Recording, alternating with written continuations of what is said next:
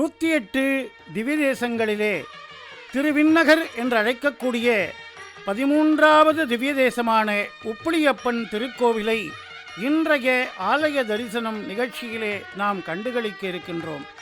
நின்ற கோலத்திலே கிழக்கே திருமுகமண்டலம் கொண்டு திருப்பதிக்கு நிகரான திவ்ய தேசமாக கல்யாண க்ஷேத்திரமாக விளங்கக்கூடிய திருப்பதிக்கே அண்ணன் கோவிலாக விளங்கக்கூடிய உப்பிலியப்பன் கோவிலுடைய 5 நிலைகள் கொண்ட ராஜகோபுரத்தை தரிசித்துக் கொண்டு ஆலயத்தினுள்ளே பிரவேசிக்கின்றோம். கொடிமரம் நம்மை வரவேற்கிறது.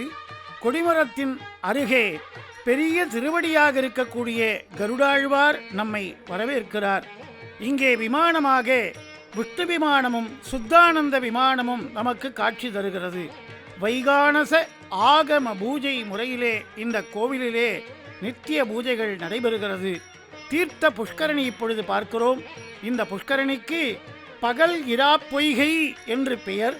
எந்நேரமும் நீராடக்கூடிய புஷ்கரணி அகோராத்திர புஷ்கரணி என்று அழைக்கப்படுகிறது. சோழர்களின் கட்டிடக்கலைக்கு எடுத்துக்காட்டாய் விளங்குகிறது இந்த திவ்ய கஷேத்திரம். இங்கே பெருமாள், மார்கண்டேயன், கருட பகவான், காவேரி, தர்மதேவதை என்று பலருக்கு பிரத்யட்சமாக காட்சி தந்திருக்கிறார். பங்குனி பிரம்மோற்சவம் மிக சிறப்பாக நடைபெறுகிறது. ஆலயத்தினுடைய பரிவட்ட யானையை தீர்த்தக்குடம் சுமக்கக்கூடிய ஆலயத்தினுடைய யானையை இப்பொழுது பார்க்கிறோம். இங்கே மங்களாசாசனமாக பொய்கையாழ்வார் 47 பாசுரங்களும், பேயாழ்வார் 2 பாசுரங்களும், நம்மாழ்வார் 11 திருப்பாசுரங்களும், திருமங்கையாழ்வார் 34 திருப்பாசுரங்களும் பாடியருளியிருக்கிறார். திருப்பதி போல் இந்த பெருமாளுக்கும் தனி சுப்பிரபாதம் உண்டு. இந்த தலம் சிறப்பினாலே செண்பக வனமென்றும், ஆகாச நகரமென்றும், மார்கண்டேய க்ஷேத்திரமென்றும், தென் திருப்பதி என்றும், உப்பிலியப்பன் கோவில் என்றும், துளசி கஷேத்திரம் என்றும் அழைக்கப்படுகிறது. சுவாமி நம்மாழ்வாருக்கு இந்த திவ்யதேச பெருமாள் 5 வடிவங்களிலே காட்சி அளித்துள்ளார். பொன்னப்பன், மணியப்பன், முத்தப்பன், என்னப்பன், திருவிண்ணகரப்பன் என்கின்ற அந்த நிலைகளை நாம் பார்க்கிறோம். இதிலே முத்தப்பனுடைய சன்னதி மட்டும் இங்கு இல்லை. மணியப்பர் சன்னதியிலே பெருமாள் அருகிலே சங்கு சக்கரங்களை இன்றைக்கும் நாம் தரிசிக்கலாம்.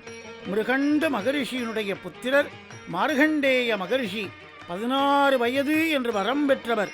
அவர் தனக்கு பூமாதேவியே மகளாக பிறக்க வேண்டுமென்றும், திருமால் தனக்கு மாப்பிள்ளையாக வேண்டுமென்றும் கடும் தபம் செய்த பொழுது துளசி வனத்திலே பூமாதேவி திருமகளாக கிடைக்கப்பெற்றாள். துளசி என திருமகளுக்கு பெயரிட்டு அந்த பூமாதேவியை திருமகள் போலே வளர்த்தாள். துளசி என்ற பெயரினாலே மார்கண்டேய மகரிஷி பெருமாள் தான் சொன்ன சத்தியத்தின் பிரகாரம் மார்கண்டேய மகரிஷியை சந்திக்க பங்குனி மாசம் ஏகாதசியுடன் கூடிய திருவோண நன்னாளிலே வயதான அந்தணர் வடிவிலே வந்து பூமாதேவியை தனக்கு திருக்கல்யாணம் செய்து தரும்படி மார்கண்டேயரிடத்திலே கேட்டார். முனிவரோ, சுவாமி, என் மகள் மிகச் சிறியவள், இவளுக்கு உப்பு போட்டு கூட சமைக்கத் தெரியாதே என்று விஷனப்பட்டார். ஆனால் பெருமாளோ, கவலையே படாதீர்கள், நீர் சொன்ன சபதத்தின்படி உமாதேவி திருக்கல்யாணம் பண்ணிக்கொள்ள வந்தேன். இனி என்னுடைய தலிகையிலே உப்பு என்கிற லவணத்தை சேர்த்துக் கொள்ள மாட்டேன் என்று கூறி உமாதேவி திருக்கல்யாணம் செய்து கொண்டார். ஒவ்வொரு மாத ஸ்ரவணத்திலும் சன்னதியிலே அகண்ட தீபமும் சரதீபமும் ஏற்றப்படுகிறது. இதோ கருவறை விமானம் என்று சொல்லக்கூடிய அந்த உத்பலாபதக விமானத்தை நாம் தரிசனம் செய்கிறோம். திருக்கல்யாண உற்சவமானது ஒவ்வொரு வருடமும் ஐப்பசி சிரவண நட்சத்திரத்தன்று பொன்னப்பருக்கும் பூமாதேவிக்கும் திருக்கல்யாண உற்சவம் மிக விமரிசையாக நடைபெறுகிறது. ஆவணி திருவோணத்திலே உதய கருட சேவையை இங்கு நாம் தரிசிக்கலாம். மூலவப் பெருமாள் தனது கையிலே கீதை உபதேசமான மாம் ஏகம் சரணம் பிரஜ என காட்டி சரணாகதி அளிக்கின்றாள். அதனால்தான் இன்றைக்கும் மார்கண்டேயர் மகளை திருக்கல்யாணம் செய்து தரும்போது எப்போதும் என் மகளை பிரியக்கூடாதென வரம் கேட்ட மார்கண்டேயருக்காக எந்த உற்சவமானாலும் பெருமாள் தாயார் சேர்த்தியாக இந்த தலத்திலே நாம் கண்டு தரிசிக்கலாம். பெருமாள் தாயாரோடு தேசிகரும் உடன் எழுந்து அருளுகிறார். என்னுயிர் தந்தளித்தவரை சரணம்புக்கி யான் அடைவேன் அவர்குருக்கள் நிறைவணங்கி பின் அருளால் பெரும்பூதூர் வந்தவள்ளல் பெரிய நம்பி ஆலவந்தார் மணக்கால் நம்பி நன்னெறியை அவருக்குரைத்த உய்யக் கொண்டார் நாதமுனி ஷடகோபன் சேனநாதன் இன்னமுத திருமகள் என்று இவர்களை முன்னிட்டு எம்பெருமான் திருவடிகள் அடைகின்றேனே என்று நிகமாந்த மகாதேசிகன் தம்முடைய ஆச்சாரிய பரம்பரையை குறிப்பிடும் பொழுது திருமகளை ஆச்சாரிய சம்பந்தத்திலே உத்தர பாகத்திலே வைத்து அந்த ஆச்சாரியையான திருமகளை முன்னிட்டு கொண்டுதான் பெருமாளுடைய திருவடிகளை சரணம் புக்க வேண்டுமென்று காட்டித்தந்தாரே. அதனால்தான் இன்றைக்கும் அந்த பெருமாள் தாயார் சேர்த்தியிலே நிகமாந்த மகாதேசிகனும் ஆச்சாரிய பரமாக அங்கே இருந்து நமக்கு அந்த அற்புதமான ஆச்சாரிய கிருபையை பெருமாள் தாயாரிடத்திலிருந்து பெற்றுத் தருகிறார். ஸ்ரீவைகுந்தத்திலே எப்பொழுதும் திருமாமகளை திருமால் மார்பிலே சூடிக்கொண்டிருப்பதை பார்த்த பூமாதேவியானவள் தானும் அதுபோலே பெருமாளுடைய திருமேனியிலே குடிகொள்ள வேண்டுமென்று பிரார்த்தித்தாள். பெருமாளும் இந்த தலத்திலே, ஏ பூமாதேவி, நீ அவதாரம் செய்து மார்கண்டேயனுடைய புத்திரியாக இங்கே நீ தபம் செய்ய மார்கண்டேயனுடைய குலமகளான உன்னை இந்த தலத்திலே திருக்கல்யாணம் பண்ணிக்கொள்வேன் என்று திருக்கல்யாணம் பண்ணிக்கொண்டார்.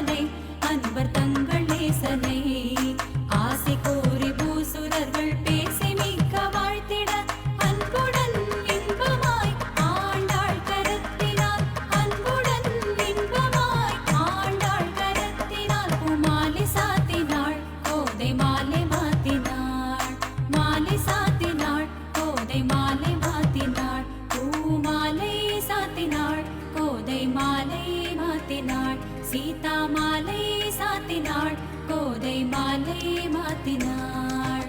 மாலை சாத்தினாள், கோதை மாலை மாத்தினாள். துளசி மாலை சாத்தினாள், கோதை மாலை மாத்தினாள்.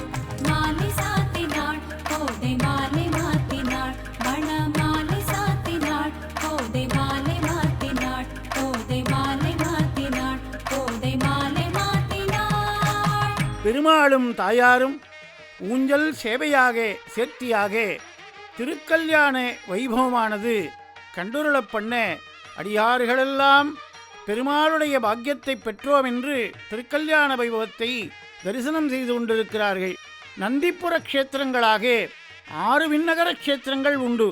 முதலிலே நந்திப்புர விண்ணகரம் என்கிற நாதன்கோவில், காழி சீராம விண்ணகரம் என்கிற சீர்காழிப்பதி, அரிமேய விண்ணகரம் என்கிற குடமாடும் கூத்தர் என்கிற திருத்தலம் திருநாங்கூரிலே, வைகுந்த விண்ணகரம் என்கிற திருநாங்கூர் தலம், பரமேஸ்வர விண்ணகரம் என்கிற காஞ்சிபுரத்தலம், இப்படி 5 விண்ணகரத்தைத் தொடர்ந்து 6வதான திருவிண்ணகரிலே இந்த திருக்கல்யாண உற்சவத்திலே அடுக்கு ஆரத்தி பட்டர் சுவாமிகள் சமர்ப்பிக்க நாம் தாயாரோடு சேர்ந்து திருக்கல்யாண உற்சவத்திலே கூட ஆரத்தியும் கண்டு இந்த பெருமாளுடைய திவ்ய தரிசனத்தை நாம் பார்த்து மகிழ்ந்து கொண்டிருக்கிறோம்.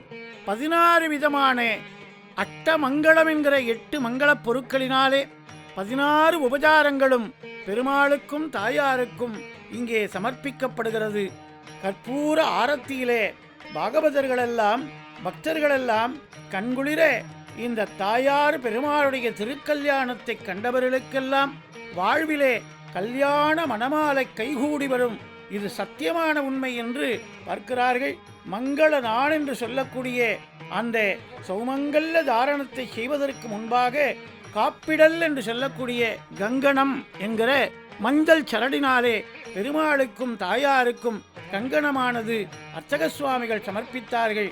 இப்பொழுது திருமாங்கல்ய தாரணத்திற்காக அனைவரும் தமது வீடுகளிலே கல்யாணமாகாத வதுவரர்களுக்கெல்லாம் கன்னிப்பெண்களுக்கெல்லாம் திருக்கல்யாணம் நடைபெற வேண்டும் என்று சங்கல்பமாக செய்து கொள்ள அதை பட்டர் சுவாமிகள் பெருமாளிடத்திலே அனுசந்திக்கின்றார். என்னப்பன் எனக்காய் இருளாய் என்னை பெற்றவளாய் பொன்னப்பன் மணியப்பன் முத்தப்பன் என் அப்பனுமாய் மின்ன பொன் மதில் சூழ் திருவிண்ணகரை சேர்ந்தவப்பன் தன்னப்பர் இல்லப்பன் தந்தனன் தனதாள் நிழலே என்று நம்மாழ்வார் அற்புதமாக இந்த தலத்து பொன்னப்ப பெருமாளுக்காக பாசுரம் சேவிக்கின்றார். என்னப்பன் எனக்கே அப்பனாக வந்தவன், இந்த உலகத்துக்கு லோகநாயகனாக ஜெகநாத பெருமாளாக ஜெகதோத்தாரணனாக தாயாரை திருக்கல்யாணம் பண்ணிக்கொள்ளக்கூடிய சமயம் இது. தாயார் சூடிக்கொள்ளக்கூடிய அந்த தீர்க்க சௌமங்கல்ய தாரணத்திற்கு ஆகம விதிப்படி பூஜைகளானது பட்டர் சுவாமிகள் சமர்ப்பிக்கின்றார்கள். கெட்டி மேளம் முழங்க அங்கே வாரணமாயிரம் சூழ வலம் செய்து நாரணன் நம்பி நடக்கின்றான் என்றதில் பூரண பொற்குடம் வைத்து புறமெங்கும் தோரணம் நாட்ட கணாக்கண்டேன் தோடினான் என்று ஆண்டாளாகி பூமாதேவி ஆசைப்பட்டார் போலே பெருமாளுடைய திருக்கரங்களினாலே தீர்க்க சௌமங்கல்ல தாரணத்தை தன் மார்பிலே வடிவழகிலே சூடிக்கொடுத்த சுடகுடியாய் எந்த தொல்பாவை பாடி அருளிய அந்த ஆண்டாள் பூமி பிராட்டியினுடைய சங்கல்ப மாத்திரத்திலே சிவல்புத்தூரிலே பிறந்து பெரியாழ்வார் பெற்றெடுத்த பெண்பிள்ளையாக திருப்பாவை 30 நமக்கு கொடுத்து நமக்காக நம்பொருட்டாக திருக்கல்யாணம் கண்டருளுகிறார். இன்றைக்கும் சிரவண நட்சத்திரத்திலே நடைபெறுகின்ற இந்த பெருமாள் தாயார் சேர்த்தியோடு கூடிய திருக்கல்யாணத்திலே ராஜகோபம் என்கிற பொறியிடல் என்கிற அந்த மங்களச் சடங்கும் நிகழ்த்தப்பெறுகிறது. மச்சினர் அந்த திருமாங்கல்ய தாரணம் ஆனவுடன் பொறியிடல் என்கிற அந்த அக்னியிலே சேர்க்கக்கூடிய வைபவம் நடைபெறும். இப்படி இந்த சந்தானமானது நீண்டு வளர வேண்டும் என்று அதற்கடுத்ததாக பட்டுப்பாயிலே மஞ்சள் தேங்காயை உருட்டி தம்பதிகள் இருவரும் அங்கே அந்த வாரணமாயிரம் என்கிற ஆண்டாளுடைய திவ்ய பாசுரங்களை பாடியருளுகிறார்கள். அந்த பாசுரங்களை பாடினால் திவ்ய தம்பதிகளுக்கு அற்புதமான மழலை செல்வம் என்கிற சத்புத்திர சந்தான பாக்கியம் கிடைக்கும் என்பது சத்தியமான உண்மை. அப்படி ஆயனுக்காக தான் கண்ட கனாவினை வேயர்வுகள் புதுவை வில்லிபுத்தூர் வட்டஞ்சொல் தூய தமிழ் மாலை வல்லவர்கள் வாயுனன் மக்களை பெற்று மகிழ்வார்களே என்று பூமாதேவியினுடைய திருவருளாலும் உப்புலியப்ப பெருமான் திருவருளாலும் மணமாலை அமையப்பெற்று நிறைந்த மனைவாழ்வு அமையப்பெற்று மங்களங்கள் பெற்று உய்ய வேண்டுமாய் பெருமானுடைய திருவடிகளை பிரார்த்திக்கிறோம். கிருஷ்ணாய துப்யம் நமக.